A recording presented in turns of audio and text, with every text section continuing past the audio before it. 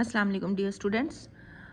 आज हम first year के लिए लेक्चर रिकॉर्ड कर रहे हैं और उसका दूसरा चैप्टर है इस्लामियत लाजमी का अरकान इस्लाम है। इसके लिए हमने कलमा शहादत पढ़ लिया। अब हम नमाज के बारे में पढ़ेंगे। ये जो अरकान है उसमें पहला रुकन कलमा शहादत, फिर हो गया नमाज। नमाज के बारे में हम पढ़ते हैं कि नमाज जो है इस्लाम जो है वह एक मुकम्मल और जामे निज़ाम हयात है, यानी मुकम्मल निज़ाम हयात है जिसमें ज़िंदगी के हर पहलू में रोशनी मौजूद है। और वो अब उसमें नमाज की अहमियत क्या है, हम इसका टू दी पॉइंट पढ़ेंगे कि वो सिर्फ़ इस्लाम अपने जो पैरोकार होता है, जो अपने मानने वालों को चंद एतकादात ही नहीं देने पे उसने सिर्फ़ इक्तफ़ा किया, बल्कि पूरा एक निज़ाम पेश करती है। और उसकी बुनियाद क्या है, उसका सतून क्या है, एतकाद जो है ज़िंदगी इन एतकादात के सांचे में ढालने के लिए इबादत का एक निज़ाम मुकर्रर किया है जो नमाज, ज़कात, रोज़े और हज पर मुश्तमिल है। अच्छा, इसके पहले और सबसे अहम जुज़ नमाज के बारे में अल्लाह ताला ने इरशाद फरमाया है कि अकीमुस्सलाता वला तकूनु मिनल मुशरिकीन। सूरत रोम की आयत नंबर 31 है कि नमाज कायम करो और मुशरिकों में से ना हो जाना। अकीमो कायम करो, सलात नमाज, वला तकूनो और ना हो जाना मिनल मुशरिकीन मुशरिकों में से। अच्छा, नबी करीम सल्लल्लाहु अलैहि वसल्लम की बहुत सी हदीस नमाज की ताकीद पर मुश्तमिल है। अच्छा, अब हदीस की रोशनी में भी हदीस है कि रासुल अमरिल इस्लामा व अमूदुस सलातु, यानी दीन की असल बुनियाद अल्लाह और रसूल पाक सल्लल्लाहु अलैहि वसल्लम के सामने सर तस्लीम खम करना है, यानी उनके सामने सर को झुका देना है। और इस अमारत का सतून है नमाज। ठीक है, नमाज कोई शख्स उस वक्त तक अपने आप को, जब तक वह नमाज की पाबंदी नहीं करता, नमाज का मकसद ही ये है कि अल्लाह ताला के सामने अपने सर को झुका देना, अपने आप को दिल से और ज़ुबान से, अपने अमल से उस चीज़ को ज़ाहिर करना कि हम दायरा इस्लाम में और हम पक्के और सच्चे मुसलमान हैं।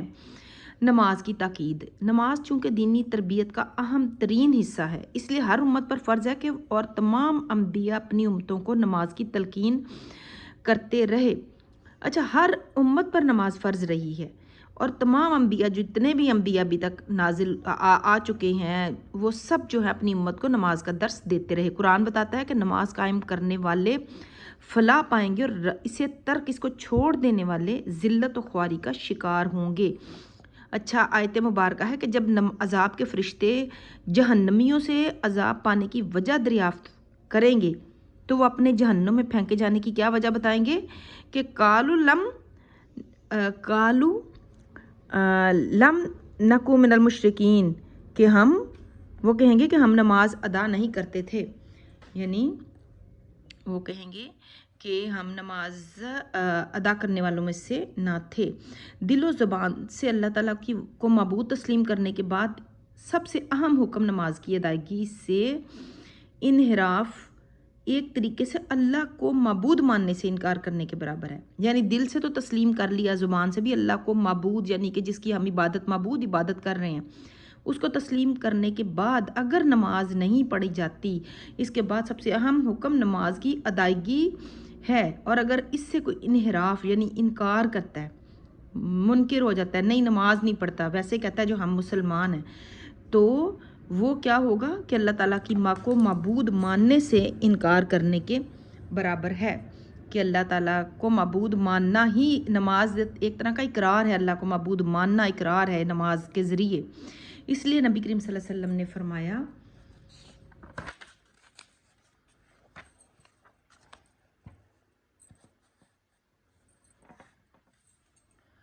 नबी करीम सल्लल्लाहु अलैहि वसल्लम ने फरमाया, जिसने जानबूझकर नमाज छोड़ी उसने काफराना रवश इख्तियार की। रवश यानी जिसने जानबूझकर नमाज छोड़ दी, यानी जिसने जानबूझकर नमाज छोड़ दी उसने काफराना रवश इख्तियार की।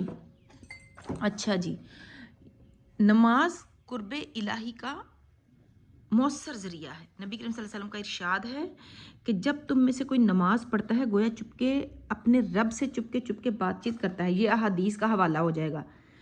इसको आप कोई भी टॉपिक जब आपके से सवाल किया जाएगा तो उसमें आप कुरान के हवाले से, फिर अहादीस के हवाले से, ये आप देखें। अब आप अहादीस के हवाला पढ़ रहे हैं کہ جب تم میں سے کوئی نماز پڑھتا ہے تو گویا اپنے رب سے چپ کے بات چیت کرتا ہے. اگر تو آپ یاد کر سکتے ہیں اس کو تو ایسے بھی لکھ دیں ورنہ اس کا ترجمہ ہی لکھ دیں. ٹھیک ہے. اس کے بعد آ جاتا ہے کہ اس اہمیت کے پیش نظر قیامت کے روز سب سے پہلے نماز کے بارے میں پوچھا جائے گا. نبی کریم صلی اللہ علیہ وسلم نے فرمایا, یہ ایک اور حدیث آ گئی کہ اولو ما سئل عن الصلاۃ, قیامت کے دن سب سے پہلے نماز کا حساب لیا جائے گا. ٹھیک ہو گیا. یہ اب قرآن کے حوالے سے, احادیث کے حوالے سے ایک طرح کا مفہوم اور یہ ساری اس کی آ جاتی ہے, اہمیت آ جاتی ہے. پھر آ جائے گا نماز کے فوائد. نماز کے فوائد میں اب دیکھیں کہ نماز پڑھنے سے حاصل کیا ہوتا ہے, نماز پڑھنے کے فائدے کیا حاصل ہوتے ہیں. کہ اللہ تعالیٰ کے سامنے بندے کی دن میں 5 مرتبہ حاضری اس کے دل میں یہ احساس تازہ کرتی ہے کہ وہ اپنے اللہ کا بندہ ہے. بندگی کا احساس متواتر نماز پڑھنے سے ایک مسلمان کی بندگی کا یہ احساس متواتر نماز پڑھنے سے ایک مسلمان کی فطرت ثانیہ بن جاتا ہے, یعنی پرانی ایک فطرت بن جاتا ہے. اس کی طبیعت میں یہ چیز شامل ہو جاتی ہے اور اس کی پوری زندگی تعمیل و احکام کا عملی نمونہ بن جاتی ہے. ظاہر ہے جب نماز کے بارے میں ہے کہ اگر آپ نماز پڑھنے والا جو ہے وہ بے حیائی اور برائی کے کاموں سے رکا رہتا ہے, جب وہ نماز پڑھے گا تو وہ پوری کی پوری طرح دین میں شامل ہو جائے گا, داخل ہو جائے گا.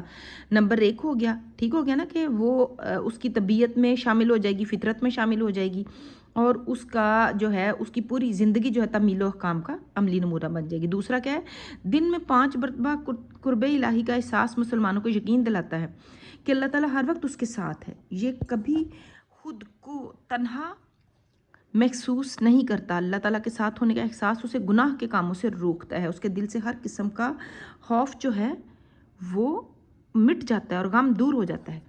کہ جو نماز ہے اس کے ذریعے انسان جو ہے وہ اللہ تعالیٰ کے بے انتہا قریب ہو جاتا ہے. اس کے دل میں اس کو یقین ہوتا ہے کہ اللہ میرا مددگار ہے, اور جس کا اللہ مددگار ہو, اللہ جس کے ساتھ ہو تو اس کو کسی اور مدد کی ضرورت نہیں رہتی. اللہ ہر طرح سے اس کی دنیا میں بھی اور دین میں بھی مدد کرتا ہے. تو بس جب پھر وہ نماز پڑھتا ہے تو کبھی وہ اپنے آپ کو اکیلا محسوس نہیں کرتا, کیونکہ اللہ کی طاقت سے بڑی کوئی طاقت نہیں ہے.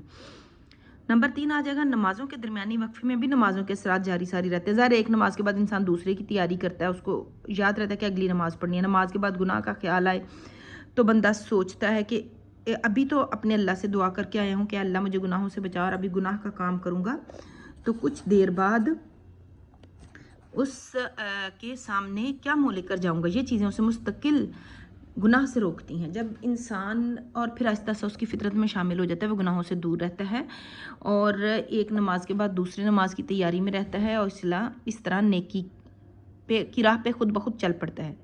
چوتھا پوائنٹ ہے اس کا, اللہ تعالیٰ کی عبادت اور اس کی خوشنودی کے حصول کے سلسلے میں 5 مرتبہ باہم یعنی آپس میں ملنے والے افراد کے درمیان محبت اور یگانگت پیدا ہو جاتی ہے. ظاہر ہے کہ نماز جب انسان مسجد میں نماز پڑھنے کے لیے جاتے ہیں لوگ, تو وہاں جب لوگوں سے ملتے ہیں تو ان سے ہر روز ملنے سے ان کے دل میں آپس میں ہمدردی اور محبت کا جذبہ پیدا ہو جاتا ہے, جس سے سب کو فائدہ پہنچتا ہے. نمبر 5 آ گیا کہ نماز با جماعت سے ادا کرنا بطور جمعہ اور عیدین کی نمازوں سے مسلمانوں میں اجتماعیت کا شعور پیدا ہوتا ہے. یعنی اس سے یہ پیدا ہوتا ہے کہ اکٹھا, یہ دیکھیں جب مسلمان رنگ و نسل, علاقے اور طبقے کے امتیاز سے بے نیاز ہو کر شانے سے شانہ ملا کر ایک امام کے پیچھے کھڑے ہوتے ہیں تو اس سے ان کے درمیان فکری وحدت کے ساتھ ساتھ عملی مساوات کا احساس بھی پیدا ہوتا ہے. فکری وحدت تو یہ ہوگی نا کہ ایک اللہ کو مانتے ہیں, ایک اللہ کے آگے سر جھکاتے ہیں, ایک سوچ رکھتے ہیں, چاہے وہ کسی رنگ اور کسی نسل سے ہوں. اس سلسلے میں حضور پاک صلی اللہ علیہ وسلم نے خطبہ حجۃ الوداع دیا تھا, جس میں انہوں نے بتایا تھا کہ کسی رنگ اور نسل, اسلام میں جو داخل ہوئے وہ رنگ نسل کا کوئی اس میں فرق نہیں رہے گا, چاہے وہ کوئی بندہ ہو, کوئی کسی بھی علاقے سے تعلق رکھتا ہو, کسی دنیا کے کسی کونے سے ہو, تو وہ ان میں مساوات اور بھائی چارے کا جذبہ پیدا ہو جاتا ہے. تو بس پھر یہ بھی ایک فائدہ ہو جاتا ہے. نیکسٹ آ جاتا ہے اجتماعی شکل میں انجام پانے والے اعمال کی کیفیات انفرادی اعمال کے مقابلے میں زیادہ مؤثر ہوتی ہیں. اس لیے اجتماعی نماز کا ثواب انفرادی نماز کے مقابلے میں 27 گنا زیادہ ہوتا ہے. یعنی کہ اگر گھر میں نماز پڑھی جائے اکیلے تو اس نماز سے وہ نماز جو ہے وہ 27 درجے زیادہ ہوگی جو مسجد میں ادا کی جائے گی. अगला पॉइंट है नमाजियों को मस्जिद में आते जाते देखकर बे नमाजों को तरगीब व तहरीस, हिर्स तहरीस का मतलब होता है हिर्स होना, लालच होना, तरगीब यानी कि उस तरफ राह मिलती है बंदे को। लोग जो देखते हैं कि हर रोज़ ये नमाजी पाक साफ होके जा रहे हैं तो उनके दिल में भी जज्बा पैदा होता है कि हमें भी नमाज़ पढ़नी चाहिए और वो भी नमाज की तरफ मतवज्जो हो जाते हैं। नंबर 8 आ जाएगा, नमाज में इमाम का तकर्रुर और उसकी पैरवी इज्तमाई नज़्म व ज़ब्त का शऊर पैदा करती है। इमाम की जो नमाज में इमाम का तकर्रुर और उसकी पैरवी और इज्तमाई यानी कि जब इमाम जो है वो एक इमाम के पीछे कैसे नमाज अदा करनी है और उसकी पैरवी करना और उसके इससे इज्तमाई नज़्म व नस्क देखें ना कैसे जब नमाज में एक कितनी बड़ी मस्जिदें हों आप देखें कैसे जल्दी से लाइनें बन जाती हैं। ये नज़्म व ज़ब्त की एक उम्दा मिसाल है कि कैसे जब वो शाने से शाना मिलाते हैं और कहीं हबड़ दबड़ कुछ नहीं होता। जब ईदैन पे देख लें, कहीं देख लें आप, और कैसे एक उनकी दूर से देखें तो किस तरह लाइनों में लोग खड़े होते हैं और कोई फ़र्क नहीं होता, कोई गरीब अमीर सब अल्लाह के हजूर खड़े हो जाते हैं। इससे ये ख्याल भी मिट जाता है कि अल्लाह के हजूर सब बराबर हैं।